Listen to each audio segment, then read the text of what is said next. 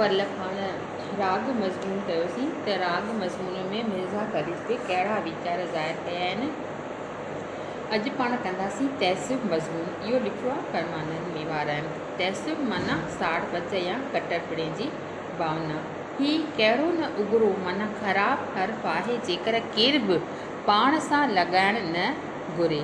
के फ़ैलसूफ़ तोड़े इंसानी इख़लाक़नि या पंगत नस्बत जेके ख़्याली तस्वीरूं चिटींदड़ आहिनि से हिन अनुमान ते पंहिंजी ॻाल्हि ॿुधंदा आहिनि त माण्हू अक्सर अकुल ते था हलनि ऐं न तहसीब ते। पर सचपच ही आहे त घणो करे इंसान जात जी जेतिरो तहसीब जो गहरो ऐं आदता प्रभाव आहे ओतिरो अकुल जो न आहे ऐं इन्हीअ तहसीब संधीअ बदगुमानीअ खां असुल आजा माना इन खां छुटल के छिटा लभंदा।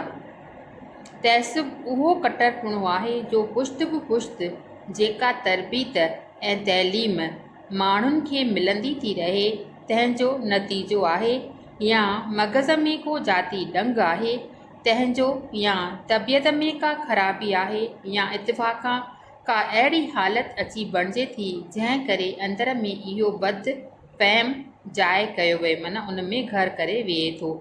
अकुल सां त उन जो को वास्तो ई कोन्हे।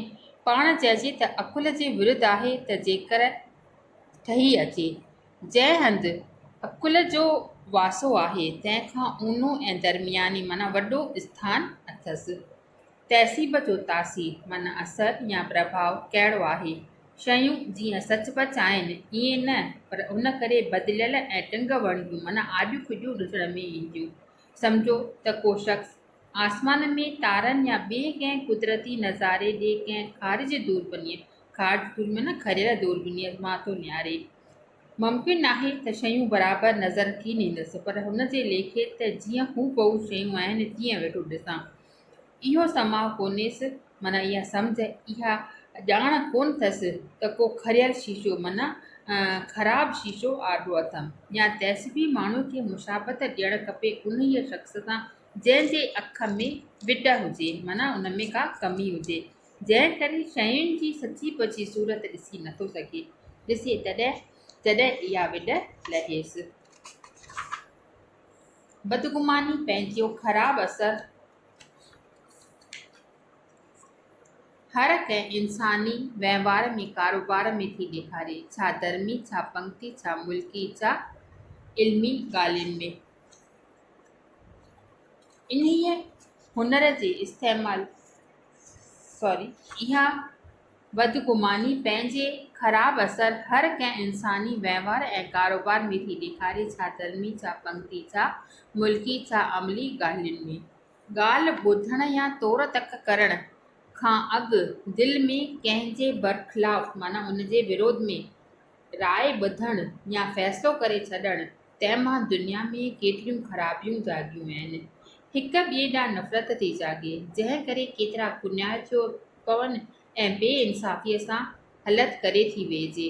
नाव चढ़ियो चोर तंहिं करे फाईअ थो चढ़े। इन जो मतिलबु आहे त नाव चढ़ियो चोर जंहिंजो नालो थी वञे ही चोर आहे भले उन सचपच चोरी न कई आहे तंहिं कॾहिं बि उनखे सज़ा थी मिले उनखे फांसीअ ते लटकायो थो वञे।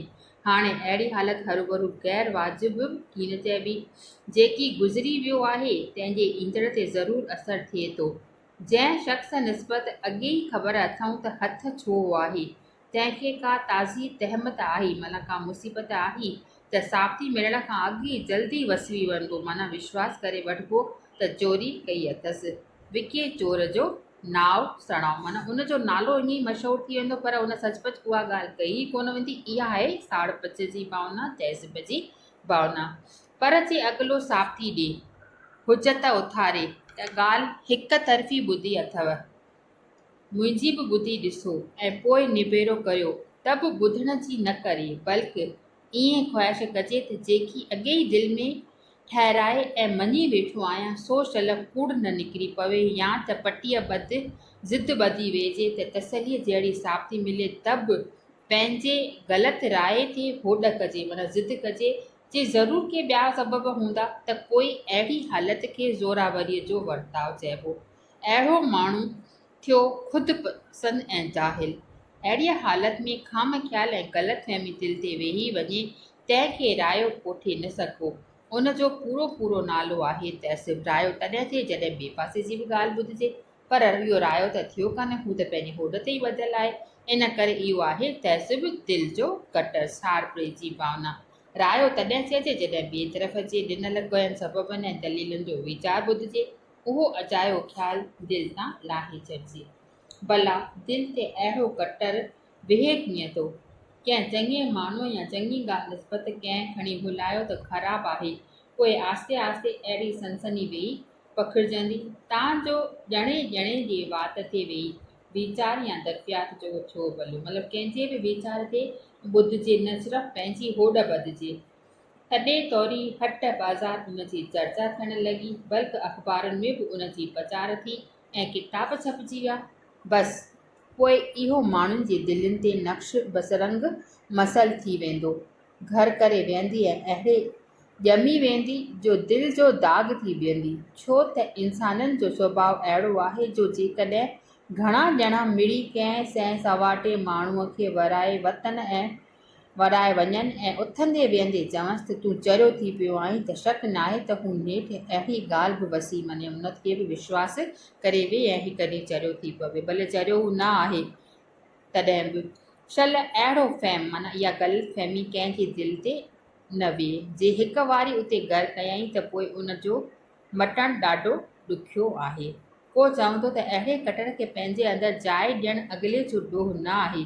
बेशक आहे, ॼाणी बुझी जो कमु कबो, तंहिं लाइ हॾे अॻिलो हरफ़ी थींदो, तंहिं लाइ ॻणगोत करे सम्झी वञिजी रायो ठाहिणु ही विड़ाइतो कमु आहे। मतिलबु इहो जेका भावना आहे पंहिंजे अंदरि मां पैदा कान थी थिए, पर को ॿियो उनखे ज़ोर ॾेई करे उनजे अंदरि में इहा भावना पैदा करे थो त तूं अहिड़ो आहीं, तूं चरियो आहीं, तूं चोर आहीं। त हू चवंदो त मां चोर त आहियां ई कान, पर अॻिलो उनखे 10 दफ़ा चवंदो त तूं अहिड़ो कमु कयो आहे, पूरो त थी सघे थो त हू उनजे बसण में अची वञे, उन ते विश्वास करे वे। त इहो थियो तहसीब या कटरपणे जी भावना, ऐं उहो उन ॻाल्हि ते विश्वास करे वेहंदो त शायदि मां अहिड़ो हूंदुसि तॾहिं हिकु माण्हू न, ॿियो माण्हू न, टियों माण्हू न, ऐं हिकु दफ़ो न पर 8 दफ़ा मूंखे चई वियो आहे त तूं अहिड़ो आहीं, तूं होड़ो आहीं, पर मां अहिड़ो आहियां त कोन।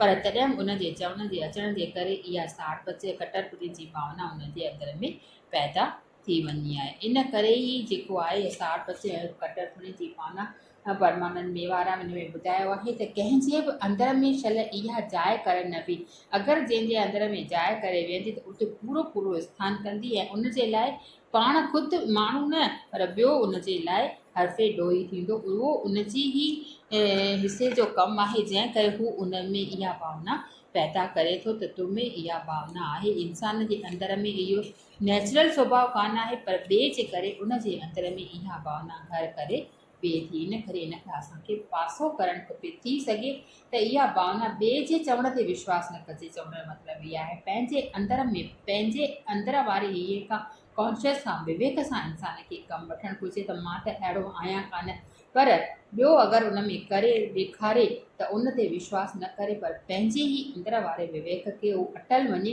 त मुंहिंजे अंदरि में इहा भावना कान्हे, मां त फलाणो कमु करे ई कोन थो सघां, तॾहिं हू जीत हासिलु करे सघंदो। त इहो थियो तहसीब। तहसीब जो क्वेश्चन ईअं ठहंदव त तहसीब मज़मून में साड़पच जी भावना जेका आहे उहा इंसान जे अंदरि में कीअं घर करे वेही थी, के मिसाल ॾेई सम्झायो। बसि अॼु एतिरो ई।